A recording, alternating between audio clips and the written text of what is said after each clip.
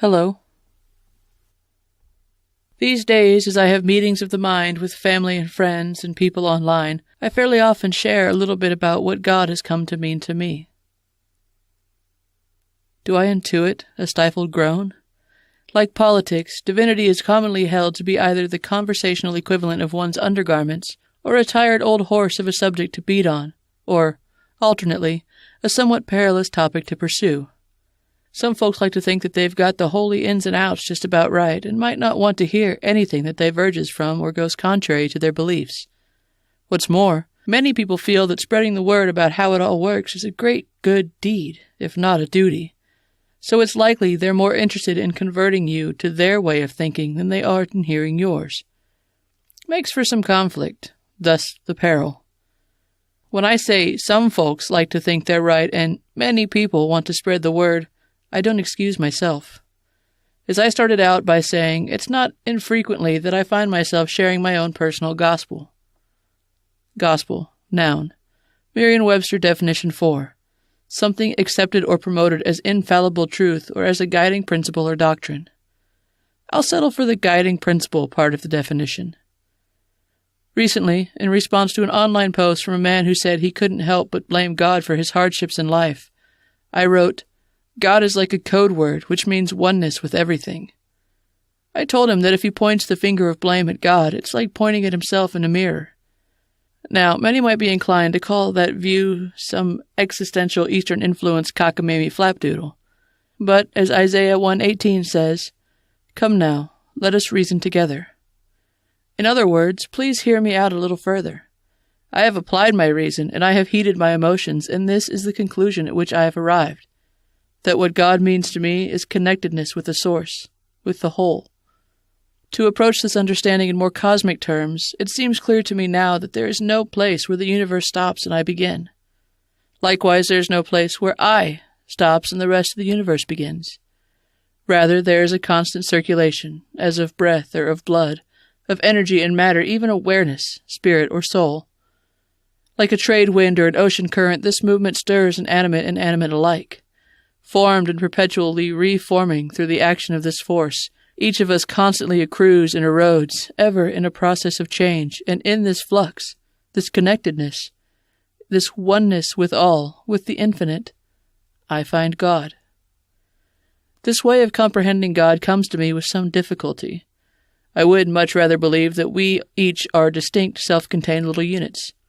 The reason that such a belief would be more comfortable for me is because I have been through times of crisis in my life when, due to faulty cognition, I took connectedness too far. I thought that I was interacting with people on many levels, subconscious as well as conscious, covert as well as overt.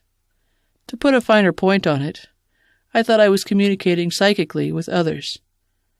As a result of this delusion, my sense of coherent identity was threatened. During these crises, the boundaries between myself and others seemed to blur and melt. Needless to say, I fell out of touch with reality, and it is with great humility and joy that I can say I am much more stable now. My first step on the path to recovery from mental illness was to admit to myself that I was suffering from mental illness. The illness was obviously complex, but the gist of it was that I was mistaking my own thoughts and emotions with others, and also mistakenly thinking that my thoughts and emotions were broadcasting outward to others. Once I admitted to this understanding of what I was experiencing, that all the thoughts and emotions I was having were mine and mine alone, and that they were not broadcasting out of me for others to receive, I started healing. At first I felt very fragmented, fractured mentally into lots of itty-bitty pieces, each vying for control. Repairing this mental disintegration has been a process of putting myself back together into a whole individual. A process similar in depth to psychologist Carl Jung's individuation. The process by which a person becomes a psychological individual, that is, a separate, indivisible unity or whole. Jung, Collected Works 7, 267.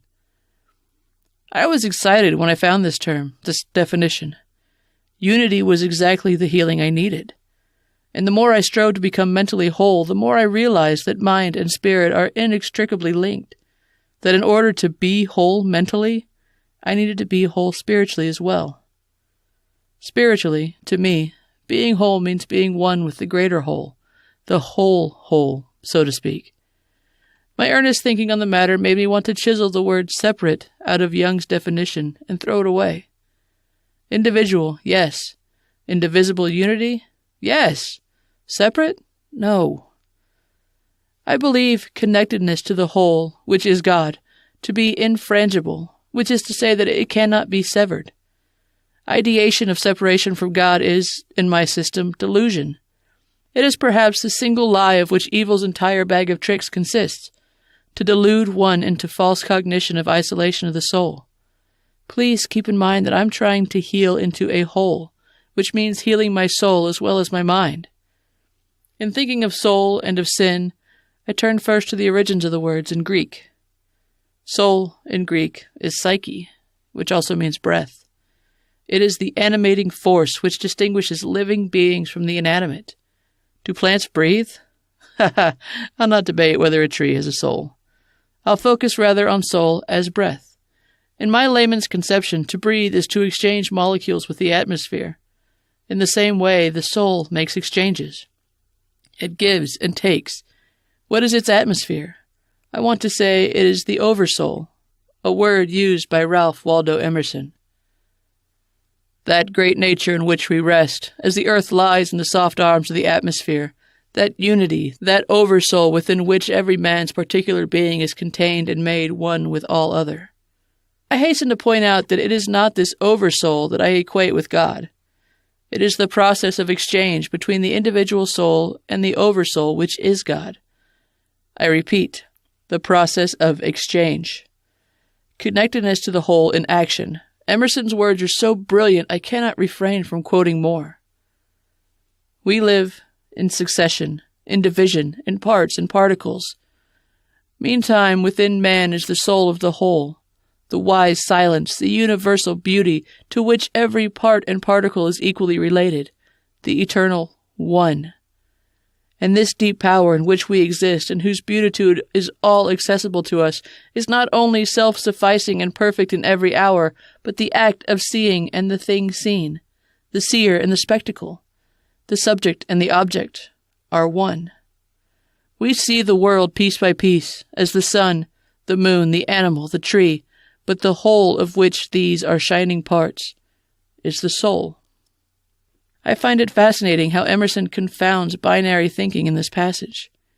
We tend to think in terms of either seeing or seen, either subject or object, either on or off. I've even heard it theorized that such binary thinking is hardwired into us, down to the all-or-nothing firing of our neurons. But here, Emerson goes beyond the concept of mutual exclusion, describing a whole which encompasses even polar opposites. He calls this whole the eternal One. Again, to my way of thinking, it is not this One which is God, but the connective action of the One, the breathing of the One. Breathing, aspiration, inspiration, and exhalation. Suggestive words. I'll take the metaphor one step further and say that with God there can be no asphyxiation. The oversoul is always readily available for our individual souls to breathe. What then of sin? In believing that separation from God is mere delusion, the sham trickery of the enemy, am I then of the opinion that we can do no wrong? There are 7 or 8 Greek words for sin, of which perhaps the most all-inclusive is hamartia, an archery term I have read, meaning to miss the mark. If to sin is generally to miss the mark, there is an implication worth noting, that at least we are trying. Notching the arrow, pulling back the bowstring, aiming. Maybe we didn't aim at the right target. To borrow from Buddhist teachings, or from Bruce Lee in the movie Enter the Dragon, we may have looked at the finger and not at the moon it was pointing at. The true mark, the moon, is oneness, and not some permanent state of oneness which one may attain or hold or keep, but the forever ongoing process of being one, with everything, the whole universe and all the nothing we imagine it to be expanding into. It's enough to tickle your funny bone when you put it like that, all the nothing. But this is where my thoughts go, and why I deliberate on the divine. Not to be distracted or seem to sidestep an important issue, I do believe that one can sin. When I think of the 7 deadlies, wrath, greed, sloth, pride, lust, envy, and gluttony, I think of them as tendencies which interfere with awareness of oneness. As I understand it, these 7 don't appear in the Bible as such, but are originally attributed to a 4th century monk. Turning to the good book, we find that in Proverbs, King Solomon gives us 6 things the Lord hateth, and the 7th his soul detesteth. 1. A proud look. 2. A lying tongue. 3. Hands that shed innocent blood. 4. A heart that devises wicked plots. 5. Feet that are swift to run into mischief. 6. A deceitful witness that uttereth lies. 7. Him that soweth discord among brethren. I can't quite get my head around God literally hating or detesting anything, since I don't personify or anthropomorphize divinity into a deity per se. But again, these 7 from Proverbs seem likely to get me in the way of being mindful and aware of being one with the whole. If you're proud, you're focused not on oneness, but on self. To lie, kill, plot, instigate, or get into mischief is to eschew and fail to appreciate the beauty of truth. Truth, a word I hold to be practically synonymous with God. Not the truth as in an objective reality, but truth-making, like creation and progress. Truth-ing, perhaps. In Galatians 5:19-21, there's a longer list of sins. Adultery, fornication, uncleanness, lasciviousness, idolatry, sorcery, hatred, variance, emulations, wrath, strife, seditions, heresies, envyings, murders, drunkenness, revelings, and such like. St. Paul says that people who enact these sins shall not inherit the kingdom of God, so they are typically considered mortal sins. The first of these that jumps out at me is drunkenness, of which I have in my life been guilty maybe more than my fair share. I think of something my father said to me recently about having some drinks on Thanksgiving. A self-described agnostic, he is a man who values a sense of awe that the great mystery of existence instills in him. Enjoying conversation as entertainment, he and I throw around notions of God, puzzle over free will versus determinism, and other existential and metaphysical riddles. But about drinking on Thanksgiving? He said that this year he noticed that after a few beers, his sense of awe diminished. A great way, to my mind, of saying this, that he became less aware, less mindful, and less appreciative of God. If the kingdom of God can be interpreted